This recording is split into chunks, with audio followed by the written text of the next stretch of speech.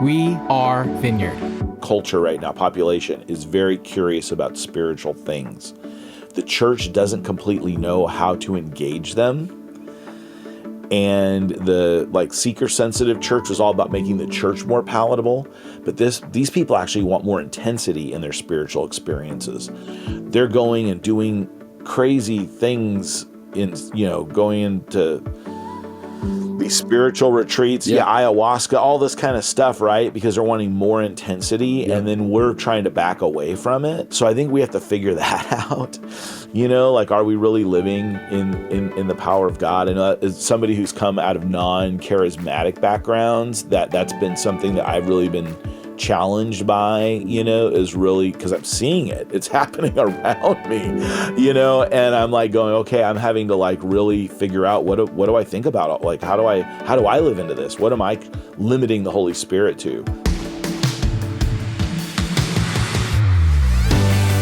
Welcome to the We Are Vineyard podcast, conversations to help us grow with Jesus and each other. In today's episode, Jay will be interviewing Mark Matlock. Mark is the Executive Director of Urbana 2025 for InterVarsity Christian Fellowship and a Senior Fellow at Barna. Let's listen in.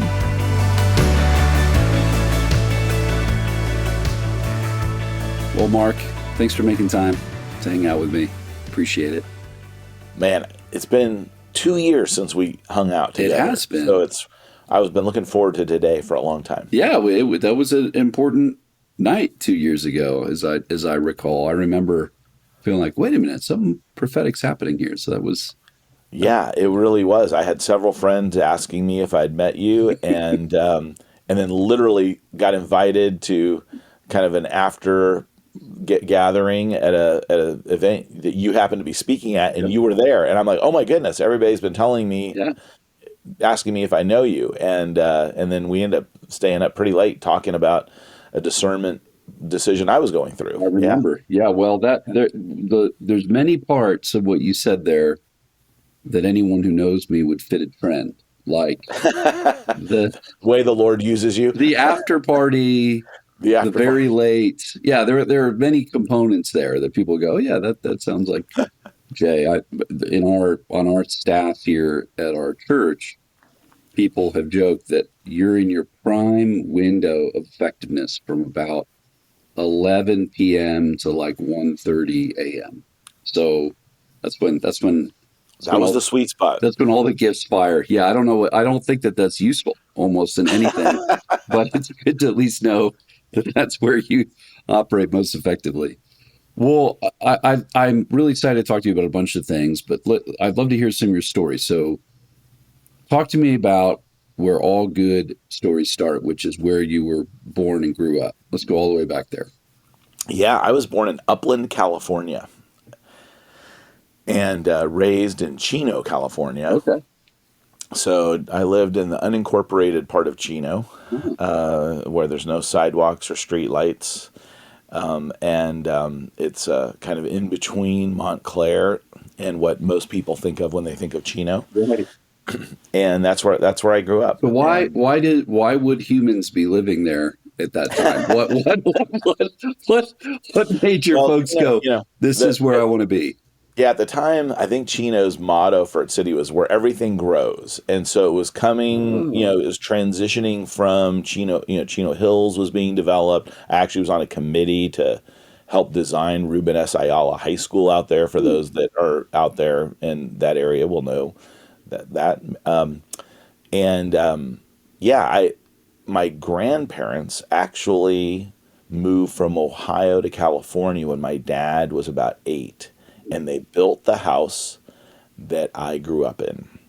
Because when I was born, my grandparents were empty nesters, and they told my mom and dad, you know what, we want our grandchild to have land to play on, and they lived on about 3 acres. And they said, we'll move into the apartment that you can afford, and we'll, so they swapped houses, basically. And I grew up in that house. My dad was an architect, so he kept building on that house. And, it's now 6,500 square feet. It's huge. But it started out as just literally 2 bedrooms, a kitchen, and a woodworking shop that my grandfather was a cabinet maker. Yeah, my mom and dad still live there. So my dad's lived in that house for 70 some years. It's so like you're talking about something from like the 17 or 1800s, like you build a estate that your family lives on forever. Yeah. Yeah, it's literally that. And like all the cabinetry in the house is stuff my grandfather built. So there's a lot of, it's, like literally you can go into the attics of the house and there are the chests that my grandparents packed to move from Ohio to California. So really, really wild is the history. My dad's toys, and board games are still there. I mean, it's the house has a lot of history. It's like a museum. If you go to my bedroom, it's almost exactly like I left it when I went to college. I mean, there's, they've updated a lot of things in the house, added on, continued to after I left even, but yeah. And then my grandparents on both sides, they were working class people, and blue collar, salt of the earth folks, but they helped plant the church that was also on the street that our house is on. And my one of my brothers is actually the pastor of that church now. And but that's how my mom and dad met, was because of the friendship of my grandparents. That kind of connected them. And and they were best friends, all through life. So it was a real interesting thing. And so the street has played a really important part of, the life of our family. My mom also grew up off of this street, but in Montclair, California. So yeah, Bethany Baptist of Montclair. It was an American Baptist church at the time of the Pacific Southwest, and then now part of Transformation Ministries. So yeah, you're describing like another era. Like when you describe that. Okay, so we grew up in the place where we planted a church, where we have acres, that my room's the same. That's like 6% of the population around a major city, like you're describing. Like there might be more of that story in like the rural Midwest or somewhere in the deep South. not 35 minutes outside of Los Angeles, right? Exactly. That's like really, really unusual. Wow. Okay. So you get to see, and also even where you live, I bet you saw huge change, like watching a city change like that in your lifetime. That's incredible fascinating. Change. Yeah, incredible change. Yeah. And I my grandparents were obviously people of faith and followed Jesus with their life. But one day we were going through my grandmother's stuff. We have like a family remembrance day after Thanksgiving. We kind of go through stuff that we haven't seen before from archives or photos or things that we haven't processed yet. And we found a cassette tape, and we popped that cassette tape in. It was my great-grandmother who had immigrated from Czechoslovakia at the time, but the Slavic side, when she was 11. And she came over because they were looking for her father, who'd come to the U.S. to try to raise money, earn money to send it back, but he wasn't sending it back. So they sold everything that they had as peasant farmers, came over to the U.S., found him, and one night in a drunken stupor, he trips over the door jamb of the house and falls face first into a wood-burning stove. Has third-degree burns up and down the front of his body, can't work. The church comes in and takes care of my great-grandmother's family. And that, my great-great-grandfather, who was a very hardcore atheist, he put his trust in Jesus at that time, overwhelmed by the love of the church. And then that is the beginning of our spiritual legacy in our family. So it's really interesting to hear that cassette testimony of my great-grandmother telling that story in her voice and thinking, wow, sometimes we don't always know how to trace our spiritual histories, but to be able to trace it on my dad's side to that moment was pretty significant for me to hear that. So, yeah. So you asked for an origin story. I'm going all the way back generations. That's incredible. I mean, it's just, you don't hear that very often. That's like, and it's interesting hearing that, because just knowing what you do now, but we'll get to that. So you're raised in a home of faith. So obviously, you're freaking walking to the church. So was that all positive, or do you find yourself going, man, I got to get out of this, or does that start to shape like thinking? Oh, that definitely shaped who I was. You know, I put my dad was a volunteer youth pastor. Used Youth Specialties Original Ideas books for a lot of programming for the youth ministry there, and I used some of the games and stuff from there to plan my birthday parties, which is interesting because I would go on to lead Youth Specialties later in life. But my dad, I don't remember ever waking up in the morning where he didn't have the Bible open and was, sitting there reading it in the morning. Like I said, he was an architect. And me and my brothers really did take to the faith. We weren't rebellious. Now, we had our issues. We were pretty self-righteous. And, if I were going to write a memoir, it would be I was a teenage Pharisee, because I definitely had that. But I would hang out as a kid before my twin brothers came along with the youth group. And they were the ones, it was seeing them come to faith and put their trust in Jesus that led me to ask questions about that. And right around just before the age of 5, I put my trust in Christ. And I've never, ever doubted that. I've had questions about Christianity, the church's practices of Christianity for sure, my own understanding of Jesus, but I've never doubted that Jesus was my Savior. And so I've never had that kind of an experience in my life, but I have definitely had periods where I'm like, oh, wait a minute, that was a childlike faith. I'm learning something new here. I bought something. I used to have a poster on my wall that said, God said it, I believe it, that settles it. And that was pretty much my theological position on life. That's a good, there's nothing wrong with that poster. It's just largely unsatisfying to most of the world. And so my friends would be like, that's great for you, but I don't buy it, so I had to wrestle through that a little bit, I think. That's so cool. Okay. So what kind of kid are you? Are you like an academic kid? Are you musician kid? Are you just like in church all the time kid in some version? Yeah, I was not an athletic kid. Okay. And my dad was an athlete. I wouldn't say that my dad isn't a jock type of a person, but he definitely liked sports and liked athletics. Lettered in them in high school and stuff like that.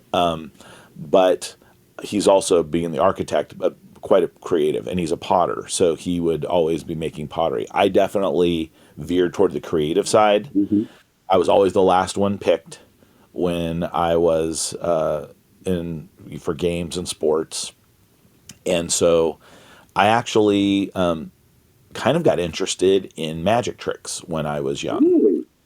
And so there was when they were on television at the time, but there was a guy in my dad's youth group named Craig Spalding who was kind of dabbled in that stuff. And I just like followed him around like a puppy dog, and he would show me different things and whatever. And when he went to be a Bible translator for Wycliffe,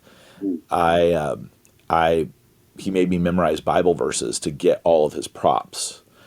And so that was kind of an interesting thing there. But that magic piece is important because that would ultimately be what launched me into youth ministry later in life. So I pretty much dropped it when I got into middle school, was done with magic and got more into like filmmaking, storytelling, that type of thing.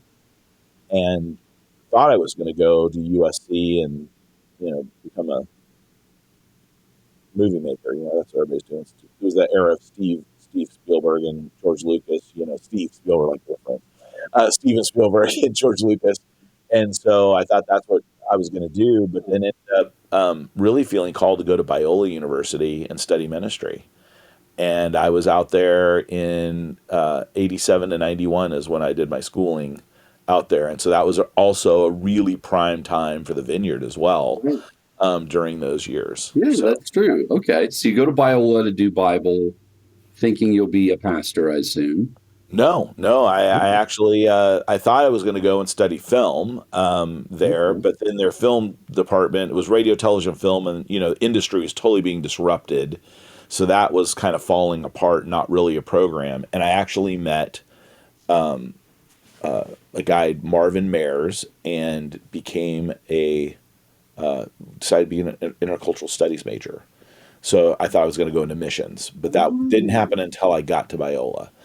So I went for a summer to India, and somebody from India said, "Hey, does anybody do a magic show or anything like that? Hey, and here it comes. If you do, we can get into public schools and talk about Jesus." And I said, I used to do stuff like that. So I pulled out a bunch of my stuff, took it with me to India. And when I came back, I was like, I really like doing that. That was fun. Way to share the gospel and get people's attention. But so I became a member of the Magic Castle in Beverly Hills as a junior member because I wasn't 21 yet. And then all of a sudden started learning all kinds of great stuff. And opportunities just kept expanding to do. So on a given weekend, I might do, 3 to 5 programs where I'd wake up and do some stuff on Sunday morning at a church or a picnic, and then go do something at lunch, and then go do something at dinner, and then wake up and go do a Sunday morning, bring a friend Sunday and Sunday school, and then do a program for a youth group on Sunday night. And all of a sudden, I was just doing stuff all over California. It was fun. And it all had a missions kind of a theme to it because I was very serious about missions. And never thought that God would actually use that as something beyond a little side thing I did at school. So when you say a program, I just want to make sure I understand what you're saying. Yeah. You're doing like a legit magic show. Yeah, like a stand-up comedy kind of show. Dude, this is incredible. But I went on to do stuff like hanging upside down by my ankles, getting out of straitjackets, and Dude, this is incredible. I cannot believe I have some of this in me. I love this thing. I had no idea. This is incredible. Okay. So you're doing all this. I'm sure your parents are like, when is a real job going to happen? Like, this can't be a career. Yeah, this is why I have no moral authority as a parent over my kids' careers. Because, like my son is an aspiring filmmaker. My daughter is in the fashion industry. And it's like, people are like, are those real jobs? And I'm like, what can I say? They're like, Dad, you were a professional magician for like the first 10 years of your life. You know what I mean? That's what they grew up in, a house where that's primarily, I was a youth pastor and a magician. It doesn't get much lower than that. Dude, we cannot spend any time talking about this, but I think we could talk for a full hour about this. Surely you have seen or heard Nate Bargatze's story. Please tell me. 100%. Yeah. Oh, I've been in the room with his dad many times, Stephen. That's what I was going to say, because he does the whole deal. And I saw his dad live. His dad opened for him on one of his tours. So I got to see him do his thing. Full-time magician. Yeah. That was a great episode. Okay. So you're clicking along doing magic ministry, whatever we want to call this. What is it that starts to turn you? Is it from there you jump into youth specialties, or is it what starts to put you in the sort of leadership track? So I'm the president of the Student Missionary Union at Biola. And Biola is really unique this way. They actually let students run the program. So, like, with very little oversight. It's kind of like that still today. They have a little bit more, but not. It's still pretty free. I'm still pretty impressed by that. And it's one of the only mission unions that still exists from the student volunteer movement era in the 1800s. Wow. So I have a little bit of interesting legacy there in that regard. I was roughly the SMU president for about 2 years there, and ran the short-term projects before that. And I went to Urbana.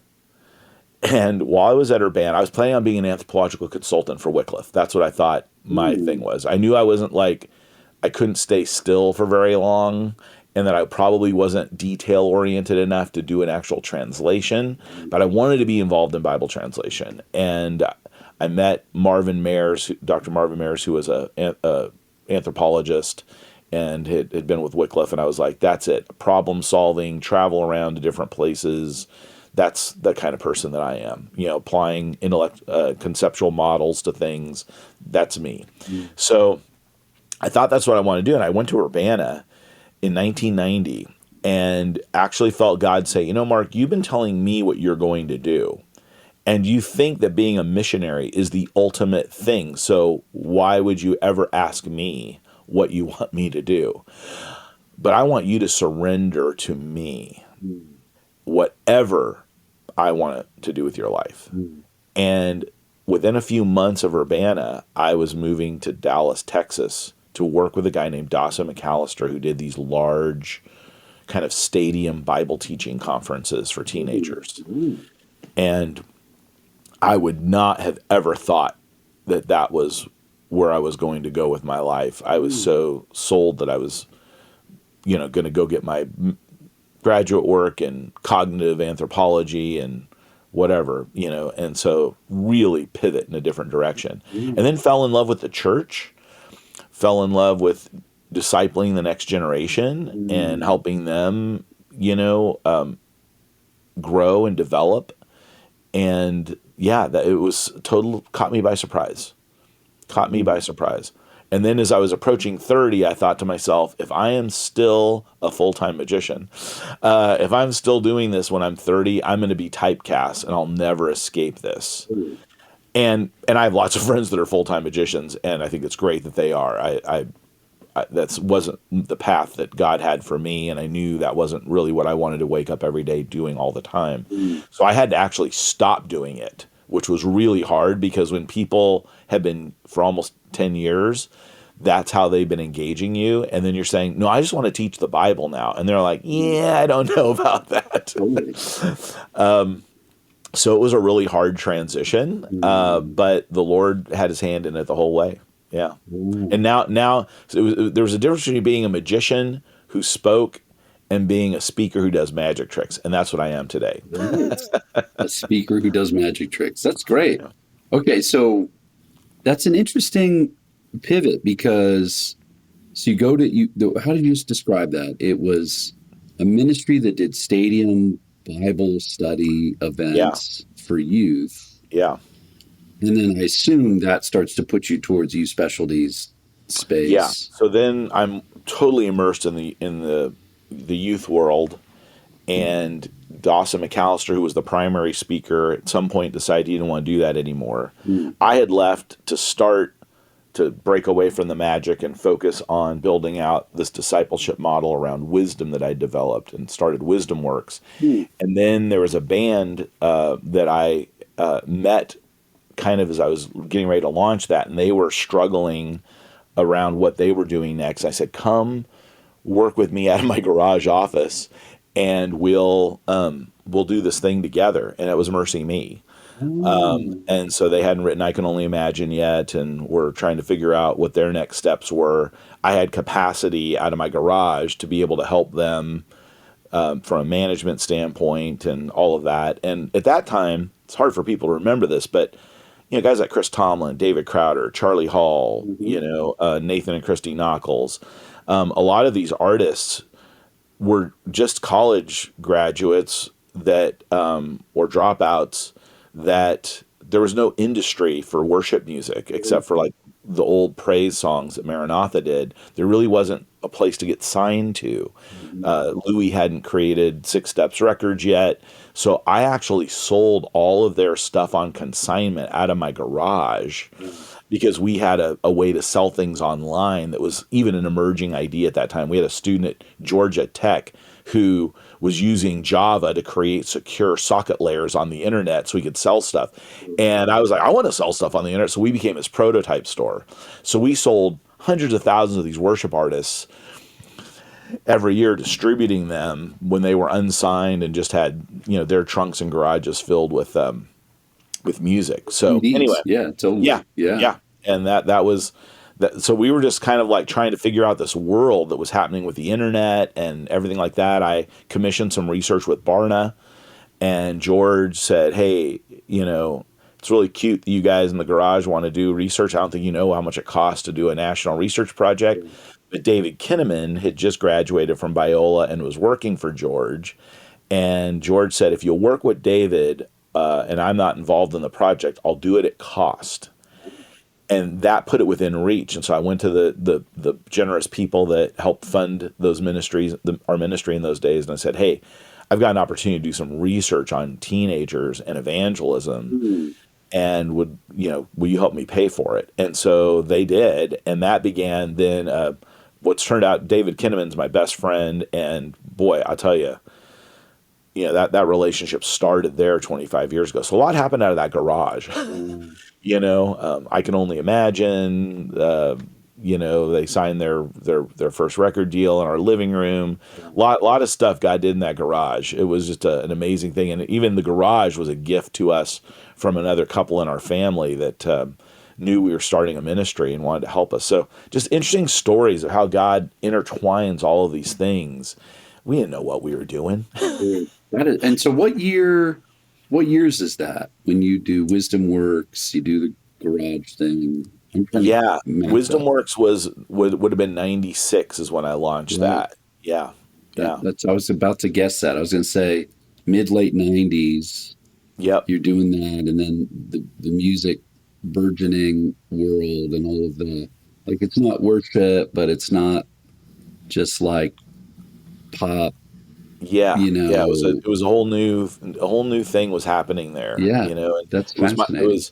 You had Third Day and Michael W. Smith that really kind of broke the barrier on that with what they did, and then it opened up a lot of opportunities. Well, it's funny because again, we could talk about this for a few hours, but I'm doing youth stuff in Columbus, Ohio, right that window. And so we're figuring out there's this little label, 5 Minute Walk Records, that we could get bands to just tour through our building.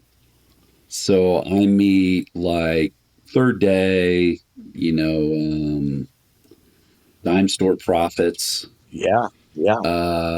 Who else? I mean, it's like all these little bands that are just coming through, and it's just a way for us to throw youth stuff. Like we could put them in the room and fill up the room.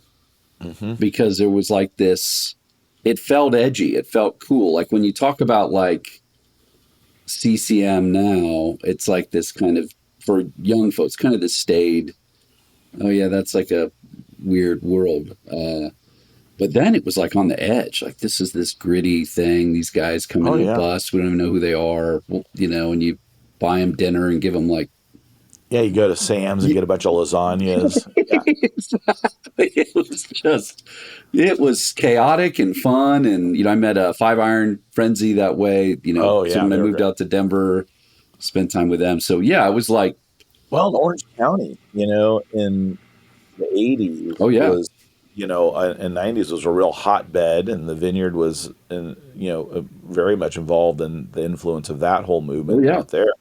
There were some fantastic, punk bands, that I really resonated with when I was a teenager. Totally. I didn't dress like a punk, but I was a punk in my heart. Yeah, there you go. Yeah. Well, you're a Gen Xer. You have to be. That's a rule. I mean, you gotta fight the man somehow, even if you're not really fighting the man. You have to believe you are. But well, that's so interesting. Okay. So then you end up, I'm almost Youth Specialties, I assume. So now this other world is growing. We're in 2006, right? And Mike Yaconelli passes away. In that, I'm getting the year wrong that he passed away. I want to say maybe it was 2003, but 2006, Zondervan acquires Youth Specialties from Carla, Mike's widow, and they start looking to bring in other things. And I had become an anchor author with YS for their student line of books. And so they said, hey, why don't we take over Mark's thing? And everybody's trying to figure out a digital thing. And I had a digital platform that we were doing stuff with at the time. So they wanted to absorb that into there. Unfortunately, all that died during that era. But then the crash of 2008 happened. And everybody was like, we got to get out of events. And so then that was when I came into leadership of YS, was coming out around between 2008 and 2010. I kind of kept assuming new roles as there was transition and change going on there. So, yeah. which was really hard because that was such a, that the people around Youth Specialties were such a tribe that had been there for so long. Mm-hmm. It was really weird to come in and lead something that really had been identified with somebody else. I had a little bit of experience with that, taking over Shepherd Ministries from Dawson, because there'd been that, but I'd been a fixture there for about 5 years, integrated in. So there was a little bit of familiarity, but there was still skepticism. That was a difficult leadership thing. And I realized how difficult transitions are, even when you're given assets, even when you're given resources, even when you're given wisdom. There's still a lot of dynamics. And my anthropology background actually helped me a lot during that time in understanding like culture of organizations, because YS during that time had become a part of a thing called Real Resources that was kind of like a nonprofit holding group. And they were just not really acquiring, but absorbing different ministries that were smaller, that were going through founder transitions. And I really learned, wow, you can all have the same heart and objective, but the way you actually work together can be, your values can be really, really different, you know, in terms of what you pay attention to, what you care about most. And you had 3 organizations that were coming together at one point where it was like, whoa, we value really different things, even though we're all for the kingdom and we're all working with young people.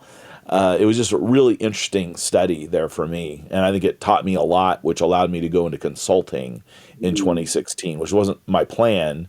But as I left Youth Specialties, felt my time was done there, the Lord just started having me come alongside and helping other organizations. But it wasn't something I expected or planned. I realized, I'm more prepared for this than I realized I was. Yeah. Well, you've been through a bunch of things. Yeah. There's all kinds of ways to learn, isn't there? Yeah. And especially when it comes to governance, governance, one of those invisible influences, but it really is critical. And, I went from an organization that was a sole proprietorship that then became publicly traded and then was a nonprofit. Same organization, but 3 different kind of structural logics. And it was really fascinating to see how much those things influence decisions, focus, personnel, culture, really interesting stuff. Yeah. Okay. Because, there's that little saying that says, that Druckerism, culture eats strategy for lunch or breakfast. But the question is, where does culture come from? And a lot of times it's in your governance and your economic model.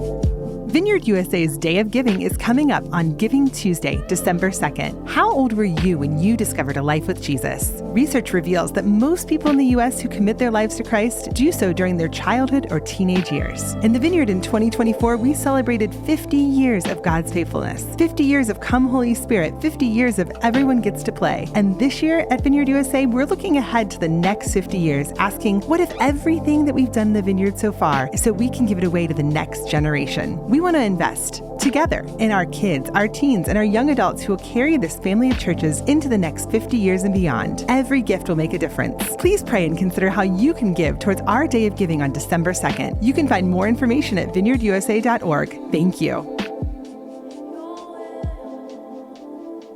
As a movement, we're saying, okay, what does it look like for us to think younger, build younger? You've obviously been working with InterVarsity and Urbana, so you've been in these spaces. But as I'm hearing your background, what I can't quite get my mind around, maybe you can help me from what you've been doing, is when you describe that era, it felt like, and it could just be I'm being nostalgic, but it felt like there was a lot of youth movement activity stuff, right? So you think about Youth Specialties. You talk about some dude who, I don't even know who that is, who was leading stadium Bible study things. And there's these big music festivals where high schoolers, college students are like showing up in fields in the middle of nowhere. There's this burgeoning kind of band scene. I think about listening to Lifehouse, being like, wait a minute. Yeah. This sounds like they're talking about Jesus, but I think it's like a top hit. It's this strange combination of a lot of things happening. And when I look at now, I was just with some of the exponential folks last week, and I'm in different environments like you are. And I keep asking them, who do you think is leading youth movements in America right now? Like who is doing that work? Not just in an event sense, but in like, they have authority to lead, like in this era. And everyone kind of goes, I don't know, because for that time, I remember taking all our youth leaders to youth specialties. We roll in, it's this huge event. And for me, I wasn't raised in church, so I'm, a newer believer. I'm serving in youth group. And I walk into this thing and go, wait a minute, there's people doing this all over America. I thought we were just making up games, like bringing random bands. I thought we were just literally winging it. Apparently there's a whole world here. People winging it. Yeah, well, maybe they're all winging it. But it was such a boost to my personal confidence. I was like, my goodness, this, I remember they had like jars of clay playing, and I was like, oh my God, this is like a serious thing I'm entering into. I thought we were just a few of our friends trying to help some kids. I don't see that same type of energy, like that same like movement dynamic vibe and new stuff. You gave one indicator, like 2008, everyone's like, we gotta get out of events. What do you think are the different, and maybe I'm wrong, maybe you're like, no, Jay, here's the 6 people you don't know about. But help me see how you understand, because you're in the middle of all that change. I think a couple things happened. One was everybody was trying to monetize it. And it became this, like all the younger generation growing up was kind of like trying to figure out, like, how do I make a living doing youth ministry or side hustle or whatever. They'd seen some people, and I told people, look, this is the wrong industry to be in if you're trying to make money. It can happen, but it happens by God's providence, not because you had a good idea. Nobody got into it and thought, oh, this is going to sell 500,000 copies, right? So there was never, but that kind of became a little bit of the game, as content became democratized with blogging and stuff like that. All of a sudden it was like, oh, here's a guy who's got a blog with a follower. Yeah, but he's been fired from the last 5 churches, never even made it a year, and so, but he's got a blog. So everybody's like, you got to have him speak. And I'm like, but so there's this crisis, right? Of what's the value? Is it influence? Is it capturing eyeballs, or is it, oh, there's real applicable wisdom, right? So that was one crisis that was happening. The other thing that was happening was youth ministry was actually maturing. And so as you had youth pastors that were now senior pastors, they were like, hey, you don't go to youth specialties.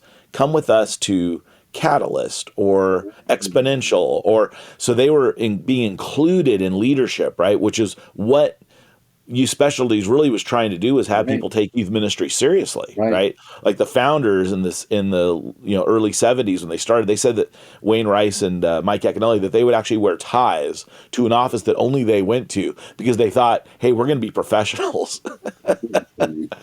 And so it's just funny to kind of hear that. And they would always try to have it at a nice hotel because they wanted youth pastors to be able to experience like the best, just like a pastor's conference would be, except that pastor's conferences were now being run at mega churches and being done differently. And we hadn't completely changed. So I was actually trying to like readjust what we were actually about at that time. So there was a lot of change going on. The other thing was church planning actually gutted youth ministry. Wow. Say more about that. I actually, started a hashtag stop planting churches. It was because, as much as we hate to say like youth ministry is a stepping stone to the pastorate, right? There is a nice opportunity there for people to kind of like develop their talent And not that they need to ever go on to the pastor. You can be in youth ministry full time, and retire there. But there was such an emphasis on church planting in the 90s that we lost a lot of our talent. So there were these huge gaps in emerging talent for youth ministry because people are like, well, why do that when I can plant a church, right? And everybody saw themselves as, I'm good enough to be the next Rick Warren, Bill Hybels. Yeah. They didn't realize like how brutal church planting is. So what ended up happening is we had all of these people that were really great talents that went in, and sadly, a lot of them aren't even in ministry anymore because they just totally got fried. They fired out in their mid-20s, late 20s, and they didn't get any internal development within like staff culture or how do I build leaders, because they just thought, well, I'll just do that church plan.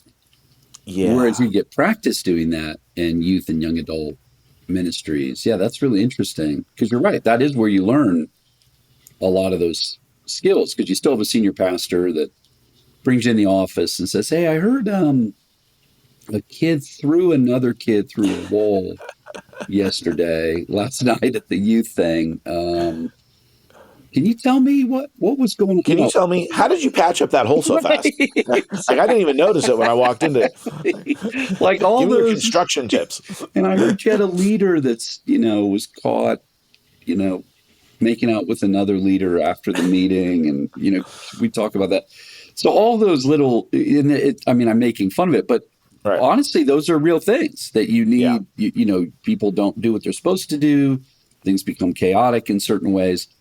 But if you're now a lead pastor planting a church, taking on difficult leadership moments and decisions, budgets, how do I build a timeline? And some of them are completely competent to do it too, totally. Right? Yes. But youth ministry suffered because now people weren't going into youth ministry or spending any time there. They were, and a lot of that I think had to do with there's like an explosion of people getting their MDivs and their master's in biblical studies. And so they were like, hey, why do this? Why do youth ministry? It pays poorly. I'll just go right into church planning and launch my future. So there's just a glut of talent. And it was that probably contributed more to where we are today.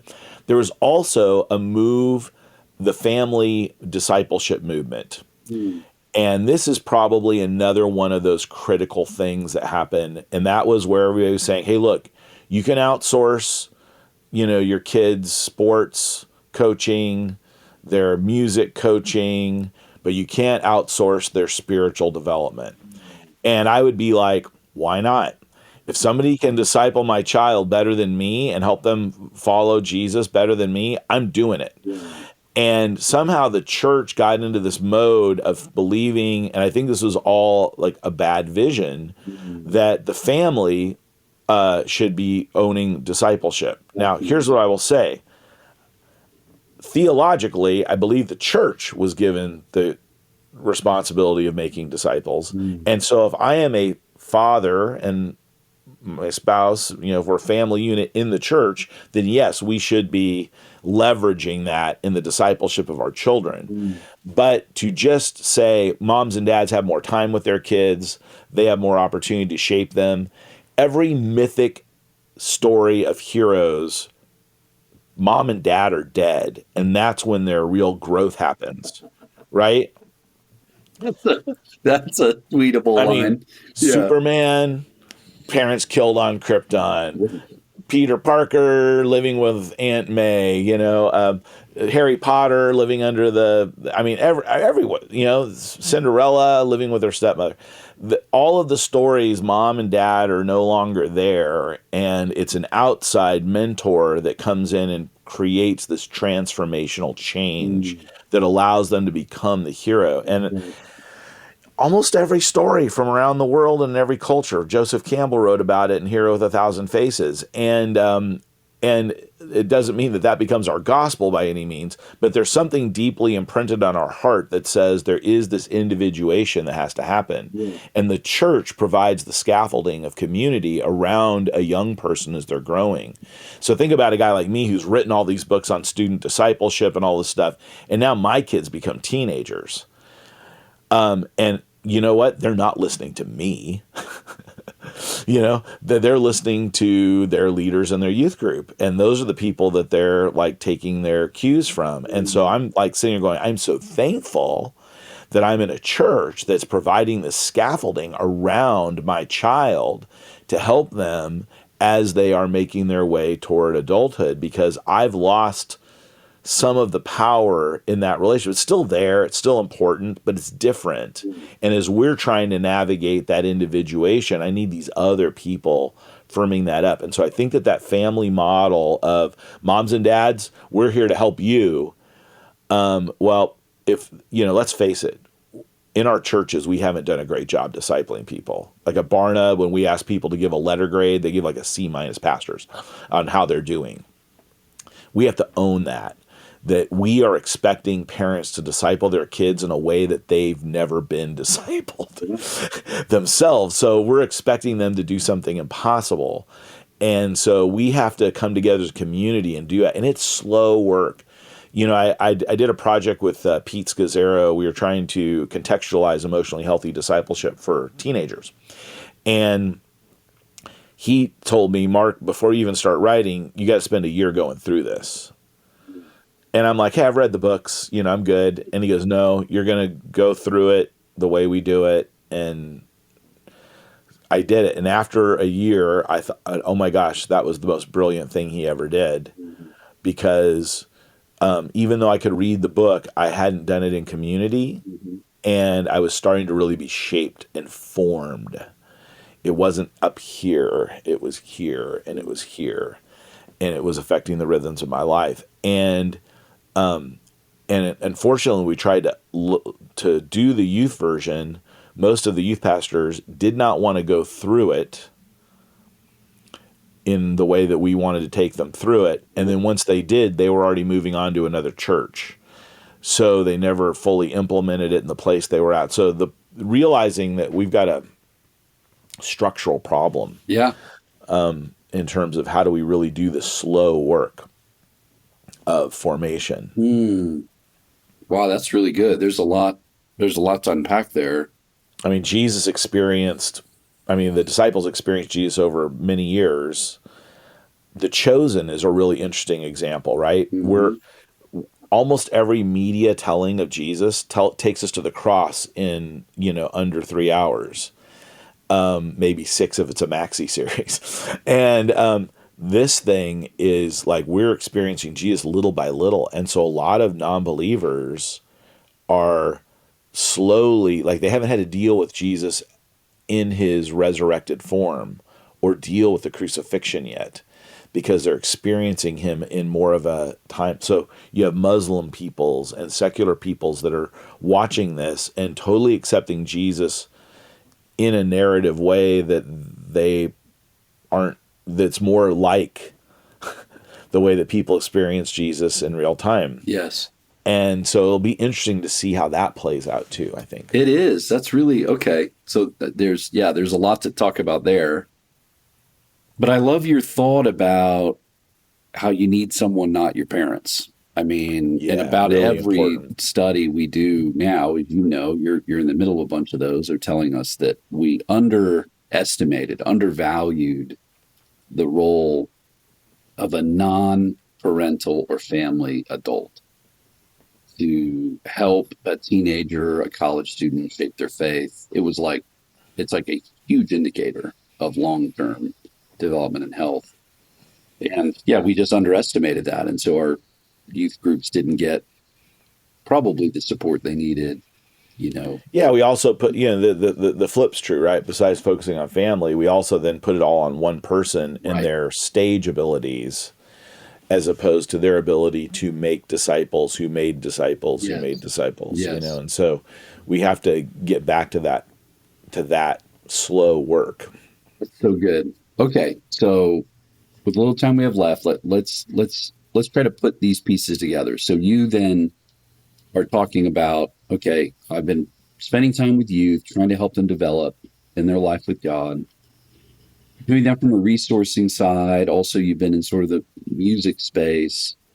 Now you're working with college students with Urbana. You're in the middle of organizations that are in transition.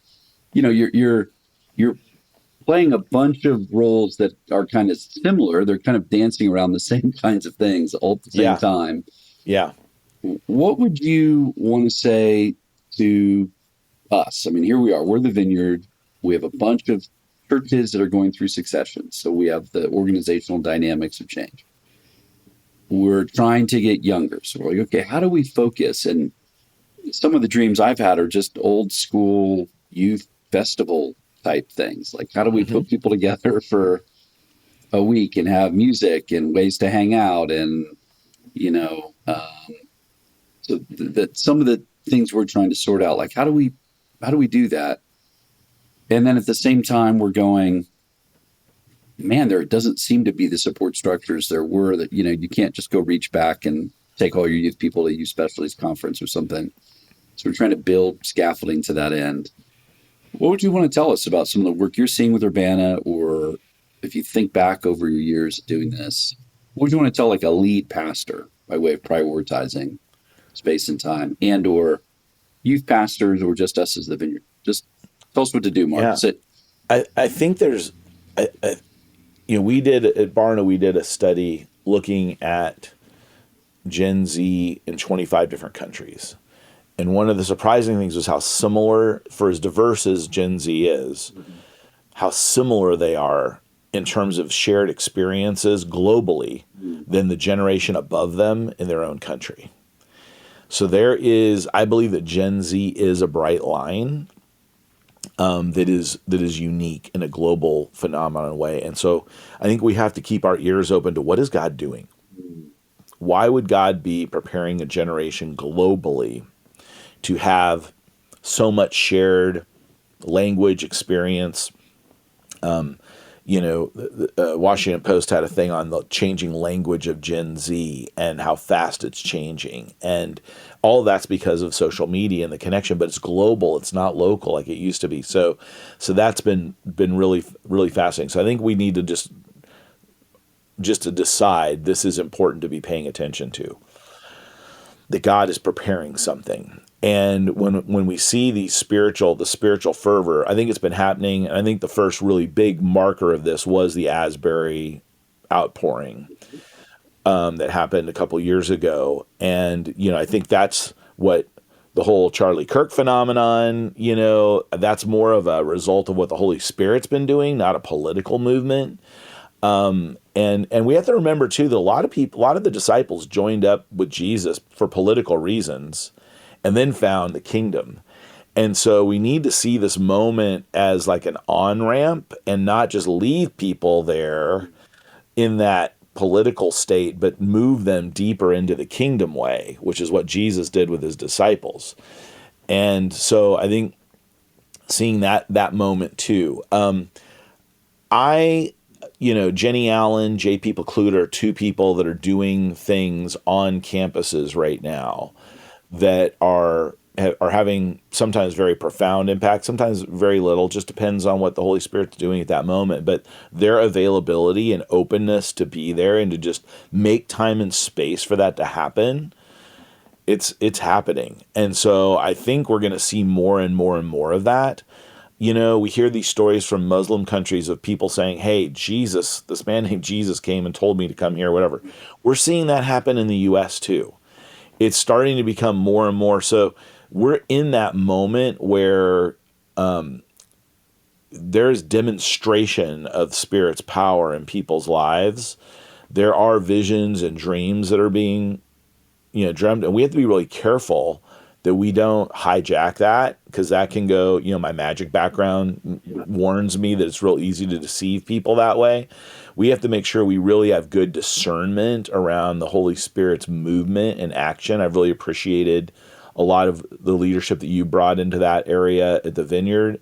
And I think that's one of the things that we need to not be afraid of. I just released a book that was based on research I did with Barna called Faith for the Curious, where we look at the fact that the U.S. culture right now, population, is very curious about spiritual things. The church doesn't completely know how to engage them. And the seeker-sensitive church was all about making the church more palatable. But these people actually want more intensity in their spiritual experiences. Yes. They're going and doing crazy things going into these spiritual retreats, ayahuasca, all this kind of stuff, right? Because they're wanting more intensity, and then we're trying to back away from it. So I think we have to figure that out. Are we really living in the power of God? And as somebody who's come out of non-charismatic backgrounds, that's been something that I've really been challenged by, is really, because I'm seeing it. It's happening around me, and I'm going, okay, I'm having to really figure out what do I think about it? How do I live into this? What am I limiting the Holy Spirit to? But I think the most important thing for this generation is, and having done research on the next generation for so many years, a lot of times older generations use it to figure out how to attract younger people. Instead of saying, oh, we're really different, we need to figure out how to empower this generation. If they are a part of the body of Christ and they are essential to the body of Christ, they're not waiting to speak into and shape the body of Christ. They have to be a part of it now. And we, especially older generations, have kind of been like, I had to pay my dues, I had to work my way up. You don't just get to sit down at the table of imagination and figure this out. And we miss the millennials by not doing that. We're danger at missing Gen Z too, because they have a different imagination around things. We don't even realize how constrained we are by certain things that have happened by the time that we've grown up. And they're growing up with a whole different thing. When my daughter was using social media, I just realized she's thinking about social media in ways I am not thinking about it. I'm telling people what I had for lunch, people that I know, that I believe care. She's looking to find new relationships, and she's not broadcasting. She's a magnet pulling people in. And I was watching that going, whoa, I have to have a different imagination around this. These younger kids are thinking about these tools differently. The Great Commission right now is ripe for disruption. The missionary complex that I'm observing at Urbana that has served the church wonderfully, it needs disruption. And I believe Gen Z can do that in a way that advances the Great Commission in the world that we presently live in, but we have to make way for that. And so we have to figure out, how do we as older generations take the wisdom that we've acquired and transfer it, and take the wealth that we've acquired and transfer it in a way that's helpful and not overbearing to the generation. And what I'm finding with Gen Z is that they're kind of like a generation of best practices. The millennials were a little feisty. They're kind of like, I want to have a voice in this. But Gen Z is a little bit more like, help me avoid the same mistakes you made, making the same mistakes you made. They're a little different. So they're kind of like looking for the wisdom that already exists out there, and then help me leverage that. That's a unique opportunity for us if we can take the moment of. So those would be some things that I would say. And then I think everybody right now is focusing on formation. I think we're realizing that just having the right beliefs isn't enough, and just having the right behaviors isn't enough. But we have to truly be formed into the person of Jesus. And that has to be our goal of discipleship. It's not just, can you pass the theological test?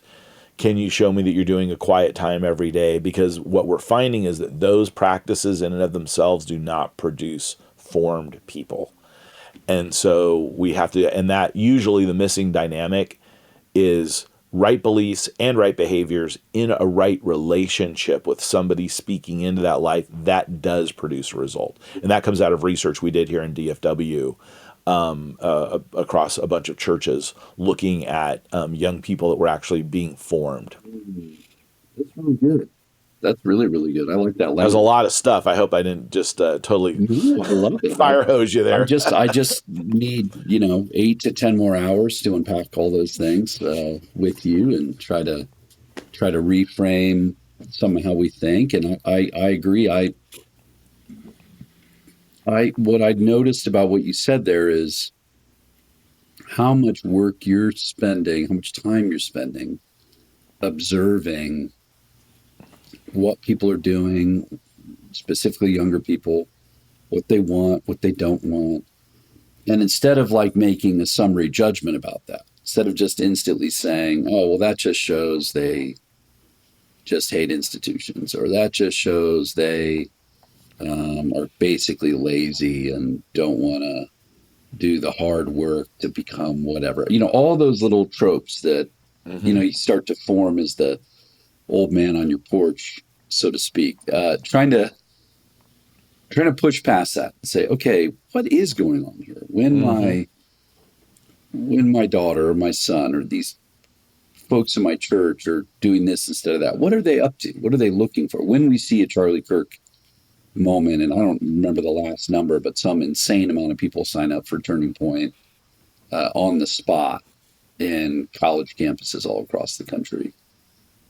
What are they signaling right now? What are they raising their hand for? And what might God be doing in the middle of that?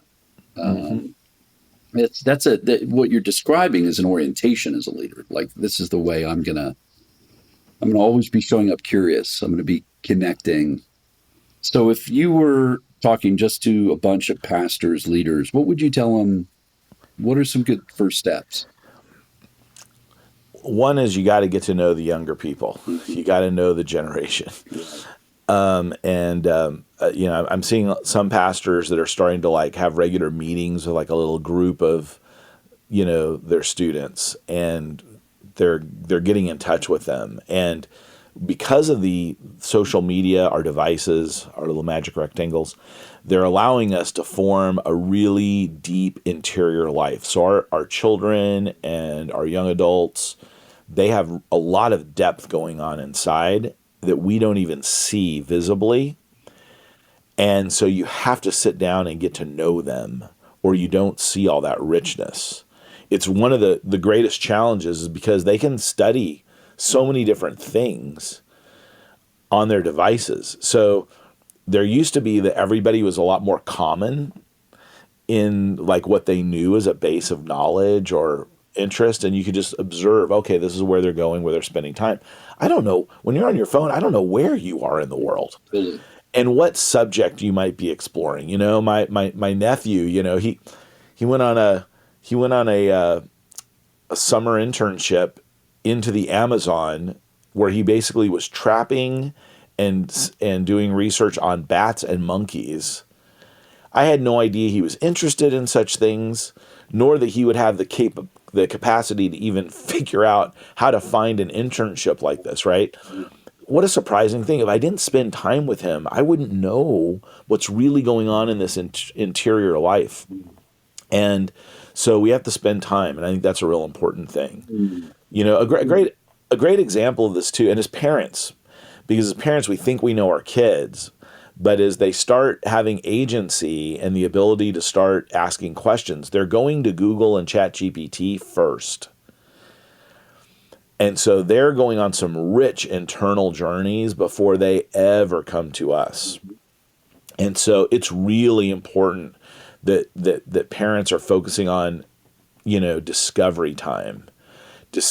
Ask questions about, hey, tell me about what you're finding on the internet. What are you looking for these days? What are you learning?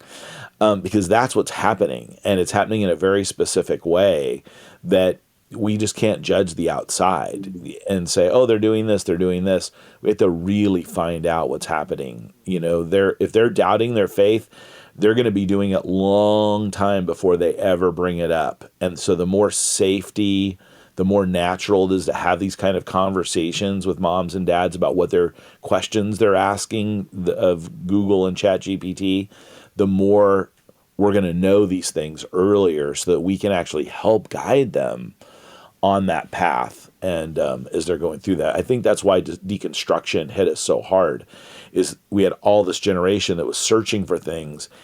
And when they would bring things up at church, they're getting shut down so quickly that they weren't.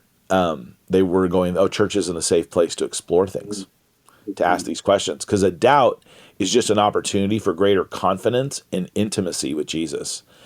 And so, anytime I doubt something, that's telling me, oh, I'm not trusting in this area. Why? What does it take for me to trust Jesus in this area? And how do I know Jesus more deeply in this area? So we need to stop seeing doubts as something we're afraid of, but realize, no, this shows us the edges of growth, and get them in. An interesting example of this whole phenomenon, by the way, is like Gen Z and mental health. We all know that Gen Z is much more free and open about talking about mental health issues. They're also misdiagnosing themselves a lot. And so, but seeing that Gen Z labels themselves as being anxious, one of the mistakes we could make as older generation reading that research is go, oh, we need to figure out how to create less anxious environments for them. I don't know whether that's right or not, but I also know that I'm less anxious when I know my purpose, I'm living on mission, and I'm doing something challenging. So maybe the problem is that we're making things too easy or too non-challenging, that they're going, I don't know what the point of this is, right? So that's just ways that we can misread things, and why it's important to really get to know them and spend time with them and invite them into the imagination of things. It's really helpful. I don't, as much as I say it, I don't even do it enough. And I'm around young people quite a bit, and I am learning to do it more and more and more and more. So, yeah, that's really good. Well, I've taken a ton of your time, so I guess I have to let you go. But I really appreciate your investment in our Vineyard pastors and leaders. It just feels like the learning curve is so steep, and I love that you make it really simple, which is just spend time with them as curiously as you can, trying to understand what they're thinking, why they're thinking it. And I agree with you. My intuitions, my experiences working with teenagers and college students is they want a sense of purpose. They want a lot of anxiety gets dealt with if you feel like you're growing in competency. If I feel like I'm good at stuff, they're surrounded with ways they could be better all day, every day. And they're aware of infinitely more than I'm aware of probably now, but let alone when I was in my early 20s or teens. Like, I didn't know, I was just trying to hit my forehand a little better and get a cute girl to notice me. That was literally like the sum total of all my goals. The only thing that you cared about. Yeah, I had no other, I didn't have a way to get that information, let alone have it just circulate around my mind and my body. I didn't have fully formed opinions about other parts of the world or how economies work or different political figures. I just didn't even have that information, let alone I didn't even have a desire to get that information. So to look at what these teenagers, people in their 20s are just carrying by way of just breadth of ideas, it's like, it's not incrementally more. It's like a whole different thing. It's a whole different thing. And it carries with it incredible opportunities you're describing, but also a lot. No wonder they're so overwhelmed. I mean, no wonder there's so much pressure. Like, man, I'm supposed to do something with all this information. Well, for every option that we had growing up, they have like 100 more, at least. At least, yeah. And so, that creates a lot of confusion, and I think even things like on gender, right? Like, like you didn't even think about whether you were a boy or a girl unless you had different feelings inside and you truly were experiencing gender dysphoria. Yes. But now it's being put out there as a checkbox on, just about anything you sign up for. Yes. So that's a whole different approach. I remember when my daughter came out to us as a heterosexual, And so let that sink in for a second, right? And she just said, "Hey, I want you to know, that I'm straight." And I was like stunned, and then I realized, she told me all of my friends are thinking about what they are. And I'm like, never had a conversation like that growing up, right? I mean, you might have a friend who comes to you and goes, I don't feel like everybody else, or whatever. You might have somebody who is a sexual minority in that regard, but or somebody who dressed differently because they were, trying to figure out their dysphoria, but that was rare, very rare. Never did we sit down and go, what do you think you are? It just wasn't a part of the discourse. So that creates a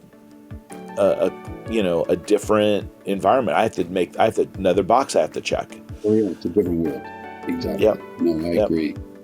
Well, I appreciate making time, and hopefully we'll get to spend more time together in the future. We don't have to wait 2 years. We can reconnect. We caught up for at least 3 months worth. Right. Yeah. I'd really appreciate more time. I'm really grateful for your investment, man. Thanks for making time. Hey, yeah, thanks. Great to be with you today.